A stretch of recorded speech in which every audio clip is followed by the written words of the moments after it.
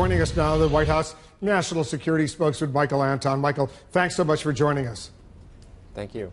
I got a copy with 55 pages of this National Security Strategy of the United States of America, a lengthy document, very detailed. Have you read the whole strategy document? I've been reading it actually in development for many months. Has the president, as far as you know, read the entire strategy document? The president has been involved in the drafting of it from the beginning, has been presented with sections of it over the past many months, and was briefed on the final document several weeks ago. And then the president himself personally led the presentation of the document to his cabinet only about a week ago. But has he read the whole document? I can't say that he's read every line and every word. He's certainly had the document, the entire throughout the process, and has been briefed on it. And remember, this document specifically is based on his words. It's based on his campaign speeches and his major speeches this year. So this document is a summation of everything that he has been talking about for at least the last 2 years and really much longer, and everything he's been trying to operationalize in 2017 as president on the foreign policy realm. I asked the questions, Michael, because in the speech that he delivered over at the Reagan building this afternoon, in the speech he certainly didn't go as far as the document goes on several key national security issues. And let me give you a couple of examples. The document says, and it's a lengthy document, I'll admit it. He said, today actors such as Russia are using information tools in an attempt to undermine the legitimacy of democracies.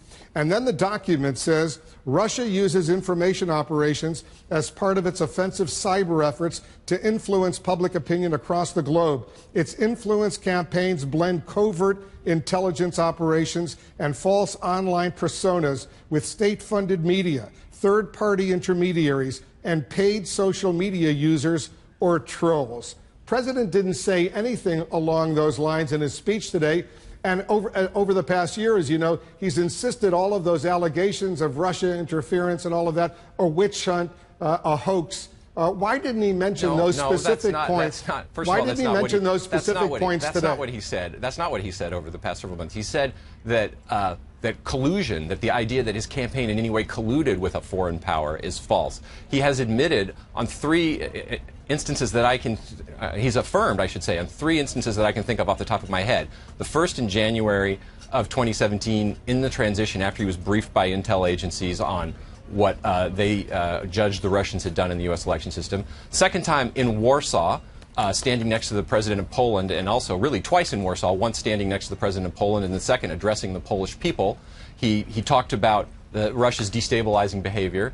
And the third and most recent time was at a press conference with the president of Vietnam in Vietnam. He was asked this question specifically by the press corps traveling with him, and he reaffirmed yet again what he believed about Russian interference. So I don't know why y'all keep coming back to this as if this is something that he's been denying or in any way doubts. He's affirmed it many times. He keeps getting asked the question. People don't seem to believe his affirmation, and then he repeats it. I think it's time CNN and everyone else took yes for an answer and moved on. Well, Michael, let's just be specific. So the president firmly believes that Russia interfered in the U.S. presidential election. I will go back to his exact words from January, from Poland in June, and from Vietnam.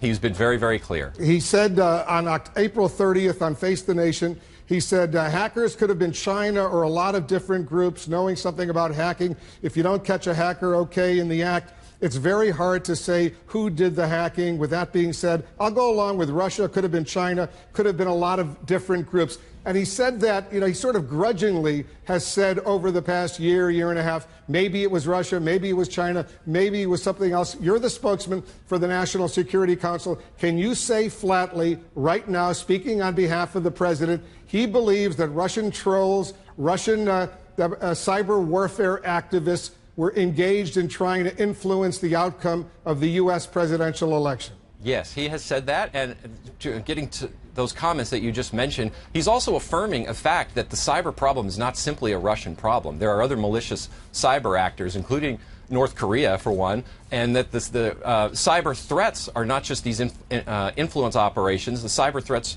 There are a range of cyber threats, threats to critical infrastructure, threats to American intellectual property and to our economic security. I mean, we face actually a growing cyber danger that the whole government has to get together to confront. And it's not just about one country. It's not just about one area. Let me ask you about another line that jumped out at me. In the document, in the actual document, it says China and Russia are revisionist powers who want to shape a world antithetical to U.S. values and interests. Does the president believe that? He believes that yes, these are powers that want to overturn a status quo that has been favorable to U.S. interests, or at least in some ways they do. He's also said that there are areas of cooperation with Russia and China. For instance, right now, the United States is cooperating strongly with China to put economic and diplomatic pressure on North Korea. But at the same time, we recognize that we have serious differences with China over trade practices, over our trade deficit, and over other economic issues that he is determined to discuss and confront forthrightly with the Chinese. So it's not a simple matter of all one or all the other. We can find areas of cooperation while we're still forthright about protecting our interests, which is exactly the line from the speech that you quoted earlier. That's exactly what that line says. The president also says America will build a partnership with Russia where possible, as you correctly point out, but will also stand up for the country when necessary. When has President Trump, as far as you know, and you're the spokesman for the NSC, the National Security Council, when has he directly stood up to President Putin, either in a phone conversation or during a one-on-one meeting? Well, how about closing the consulate, the Russian consulate in San Francisco, closing 2 other consular annexes earlier this year, and expelling American diplomats in response to we thought unjustified Russian actions. Expelling Russian diplomats in response to what we considered to be unjustified Russian actions against American diplomats. Tightening up and shoring up the sanctions regime that the United States government put into place over Crimea and Ukraine earlier this year with so-called maintenance sanctions. I mean, those are clear instances of the United States standing up to Russia, and they were all led by this president. So basically, are you saying that when he meets with Putin, when he speaks on the phone with Putin, he complains about various Russian policies directly to the president of Russia? He brings up American concerns and he forthrightly defends American interests. He talks about areas of cooperation. They talk about fighting ISIS. They talk about trying to work together to produce a stable Syria, a resolution of the Syrian civil war and a stable outcome in Syria. But the president is also forthright in his statement in defense of American interests. I don't think I would use the word complaining. It's a matter of being bold and of standing up for his own country. As the president likes to say about this country, other countries, he says he's got to be for Russia. He'll say that about other leaders. They have to be for their country, but I'm for America. He's forthrightly for America. As he should be. The document, and it's a lengthy document, also says, and I'm reading from the document, we must upgrade our diplomatic capabilities to compete in the current environment and to embrace a competitive mindset. As you know, that seems to directly contradict the President and the Secretary of State's actions over at the State Department, severely cutting the budget, leaving very important positions unfilled. How committed is President Trump to the policies outlined in this document when it comes to the State Department bolstering diplomacy? He's completely committed. Again, this is a document that begins from his campaign speeches and flows directly from his speeches and actions as president. I think even the most people with the long experience of the State Department who wish the State Department well and love its mission would admit that the State Department is in need of reform. There's a lot of necessary reform that can take place. This is an administration that's working through that reform in order to precisely fulfill the goal that the strategy says, to make our diplomatic corps stronger and more able to advance American interests in 2018 and beyond. The president also in his speech over at the Reagan Center at the Reagan Building here in Washington, he used the words, as he always does, radical Islamic terrorism, but that phrase does not appear at all in the National Security Strategy document. There's a reference to jihadist terrorists, but no radical Islamic terrorism in the document. Why is the language in the document different than what the president says if he's responsible for creating the document? And this is a distinction without a difference. I think we all know what we're talking about, whether the phrase is radical Islamic terrorism, jihadism, violent extremism, and so on. It is violent movement inspired by a radical ideology that its adherents believe is inspired by religion, but that many multiples of other faithfuls who claim to adhere to that same faith reject. So the president is forthright in describing what the adherents of this radical ideology, where they believe the basis of their ideology comes from. But he also has wonderful relations with leaders in the Muslim world, in the Gulf, in the Arab world, and elsewhere. As you saw in his trip to Saudi Arabia, the very first trip he took as president, and the speech he gave to more than 50 Muslim leaders, he spoke movingly about the importance of the Muslim faith to those leaders, and movingly about the need to confront those who take that faith and pervert it. So, there's no difference. These are the same ideas expressed perhaps in slightly different wording in the speech and in the document and in other speeches throughout the year, but it's the exact same idea the president has been talking about all year and all of last year and throughout 2015. Well,